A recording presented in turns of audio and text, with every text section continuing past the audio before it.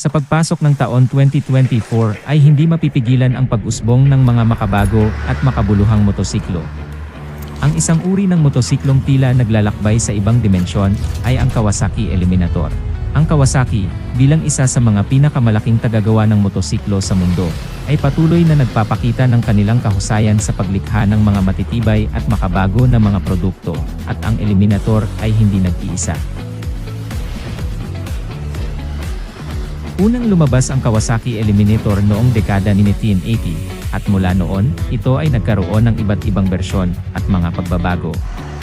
Ito ay isa sa mga motorsiklong nagbibigay ng kombinasyon ng pormahan, kaginhawaan, at kapangyarihan na hinahanap-hanap ng mga motorista. Bago natin talakayin ang kasalukuyang modelo ng Kawasaki Eliminator, ay hinihiling ko na mag-subscribe dito, Specs TV. Mahalagang tukuyin ang konteksto ng kasaysayan nito. Ang Eliminator ay unang inilunsad noong dekada ni 1980 at nagdulot ng malalim na impact sa mundo ng mga cruiser-style na motosiklo. Ang unang bersyon nito ay nagbibigay ng isang tambalan ng klasik na estilo at makabago na teknolohiya para sa oras nito.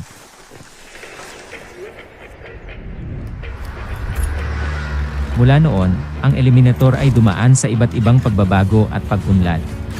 Nagkaroon ito ng mga iba't ibang engine displacement, frame design, at mga feature upang masunod ang mga pagbabago sa pangangailangan at kagustuhan ng mga motorista. Isa itong nagpapatuloy na bahagi ng kasaysayan ng Kawasaki, na nagpapakita ng kanilang kakayahan na mag-angkin ng mga iconic cruiser motorcycle. Design at pormahan ng motor. Ang 2024 Kawasaki Eliminator ay nagbibigay ng kakaibang disenyo na hindi matutumbasan ng ibang motosiklo sa kanyang kategory.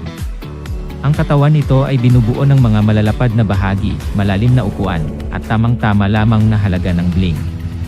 Ito ay isang makabagong cruiser na may malakas na pag-aangking. Ito ay handa para sa kalsada. Ang makapal na gulong sa harap at likod, pati na rin ang malalaki at matigas na katawan, ay nagbibigay ng agresibong presensya na hindi mo makikita sa iba pang mga motosiklo. Gayunpaman, hindi ito naging masakit sa mata. Sa halip, ang 2024 Kawasaki Eliminator ay nagbibigay daan para sa mas mataas na antas ng kaginhawaan sa pagmamaneho kaysa sa karamihan ng mga cruiser. Ang pagkakaayos ng mga instrumento ay hindi nakakalimutan. Ang mga guhit at porma ng mga counter, mga switch, at mga panel ay nagbibigay ng makabago at minimalist na vibe na may kaakibat na malinaw na pag-andar. Ito ay isang paglalapat na nagsasalaysay na ito ay isang motosiklong handa na para sa mas mataas na takbo. Technical aspect. Sa larangan ng technical na aspeto, ang 2024 Kawasaki Eliminator ay hindi nagpapakabahala. Ito ay napapagana ng isang makapangyarihang twin engine na may sapat na lakas para sa mga kalsada, mga highway.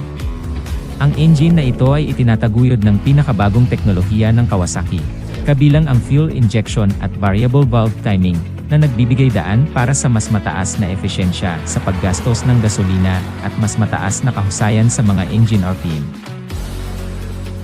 Ang suspension ay itinataguyod ng advanced technology, na nagbibigay daan para sa magaan at maginhawa na pagmamaneho. Sa kahabaan ng mga kurbada at mabagal na takbo, ito ay nag-aalok ng kaginhawaan, habang sa mga mas mabilis na takbo, ito ay nagbibigay daan para sa magandang pagkontrol.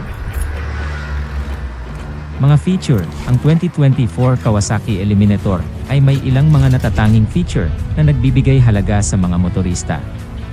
Isa rito ang isang advanced na touchscreen display nagbibigay ng magandang feature tulad ng navigation, entertainment control, at connectivity sa smartphone. Ito ay nagbibigay daan para sa mas mataas na pagkakabukas ng teknolohiya sa pagmamaneho.